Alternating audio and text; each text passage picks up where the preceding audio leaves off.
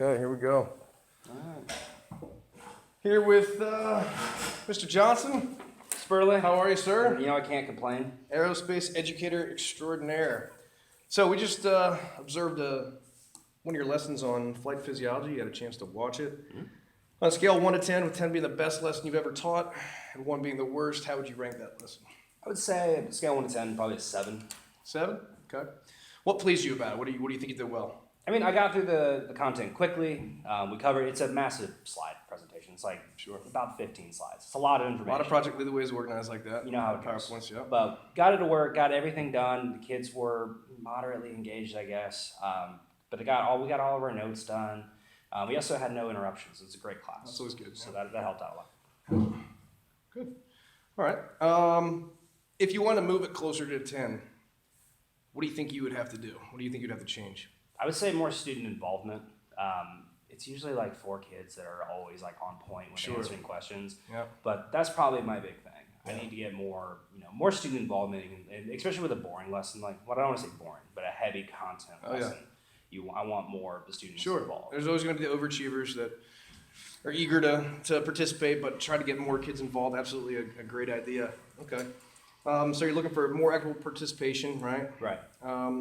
What about the student responses? Did you notice anything when you were observing your video on just the depth of knowledge expressed by the student responses?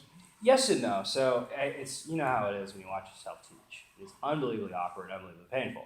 And I know my voice. I sound like a Sesame Street character. Like I sound like a 12-year-old girl, but it is what it is. I hear you. But I did notice it's a lot of yes and no questions that I'm giving. Sure. So that's been a bit of an issue. So I might need a way to fix that. I think they're getting the material, but it's also they have a 50-50 chance of saying yes or no. So Okay. it's a lot of just yes or no questions. Mr. Mayor, can you please call the front office? Because we are please call the front office. Okay. So what I'm hearing is that you would like to hear from maybe at least half the kids in your class. Would that be a good goal? That's All ideal. right. And that you want more wide-ranging responses reflective of maybe higher-level thinking skills, not just binary answers, yes or no, right or wrong. Right. Sounds good. Okay. So how do you think we could measure that change from the lesson you just taught to a future lesson? What would be a good way that we could measure that and keep it easy? Because we're trying to develop a peer's goal. Remember, we want it to be easy on you. I don't want to take up more of your time than we need to. I'd probably count the number of students that are responding to the questions. I have used that power school function, you know what I'm talking about when you click randomize. Sure. But I don't like that as much because it makes me have to sit and I like to be moving. Mm-hmm. But maybe I just count the students followed. And I can do that for you. Now we can That'd be videotape great. the lesson. We can count. That would be an easy thing. Just an easy thing to document. Count the number of different kids. As far as the depth of knowledge expressed through the responses, what do you think for that? Maybe I would say maybe give them more time to think. Okay. Maybe more of an open-ended question. Okay, good. And leave that, what's the word I'm trying to find? That think time. Okay, yeah. Wait time's important. Right. Sure. So give them that time, but maybe ask, not just questions that are yes and no, maybe more open-ended. That's probably what I need to work on here. Okay, very good. All right, well, that's a goal that is definitely achievable. Now, be honest with me.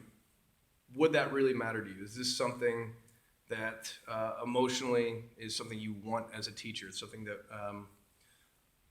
something that you're interested in actually achieving? Well, yeah, because every teacher, I hope every teacher wants to be a better teacher. Sure. So yeah, I think that would be a good goal to have Absolutely. because I want my classroom to be better. More engagement during whole class instruction, and sometimes that's a difficult thing to achieve, but I think we have some strategies here. So you've already mentioned one of the teaching strategies is just trying to rephrase your questions, maybe having questions that are better crafted toward eliciting higher level thinking skills, right? Right. And just having longer responses and actually making the kids think a little bit more. That's great. Another strategy I want to share with you here, that's great during whole class instruction. So we've already talked about having a thinking prompt, right? Right. Do you do warm-ups? Every now and again. It depends on what the lesson is. I hear you. Because PLTW. So Sure. it depends on what it is. I'm not going to have one today, but for ID, I'm going to have one. So they're going to have to, because we're talking about Inventor today, we're starting our first project. So they're going to have a prompt that just has, here they come.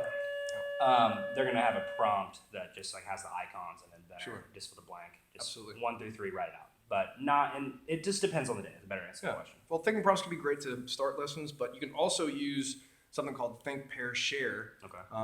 With a carefully crafted question, thinking prompt.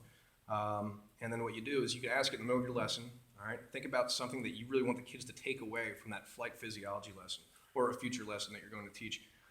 And basically ask that question to the class, have the kids get in pairs, discuss their answers. Okay. All right. Sometimes when they're working together, it's a sink or swim mentality. They tend to kind of do a little bit better, bouncing ideas off each other. Right. And some of those kids that maybe wouldn't have been so eager to participate are now actually participating. And then you just basically share your answers as a class. So right there, I think you could easily get Okay. get the participation you're looking for. So next steps, would you like to see some of these instructional strategies modeled? Would you like to see that in for action? sure. Okay. That'd be great. So you can stop by. We'll schedule a time. It's only my second year teaching. So I understand. Like whatever I can get, I'll take. Sure, ma'am.